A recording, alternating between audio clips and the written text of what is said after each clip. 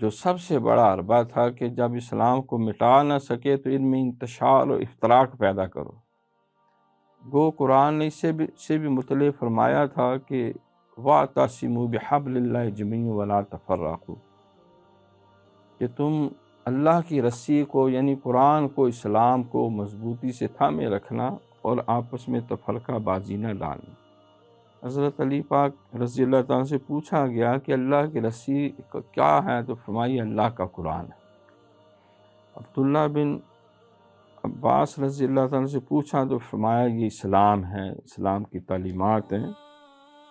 تو یہ وہ مضبوط رسی ہے، اور یہ بھی فرما دیا کہ وَتَعَاوَنُوا عَلَى الْبِرِّ وَالتَّقْوَىٰ وَلَا تَعَاوَنُوا عَلَى الْإِثْمِ وَالْعُدْوَانِ، تم نیکی اور بھلائی کے کاموں میں ایک دوسرے کا تعاون کرنا، لیکن اگر کوئی شیطانیت کا کام ہو، ظلم اور زیادتی کا کام ہو، تو کسے باشد کوئی تمہارا اپنا ہو بیگانہ ہو، اس کا ساتھ نہ دینا۔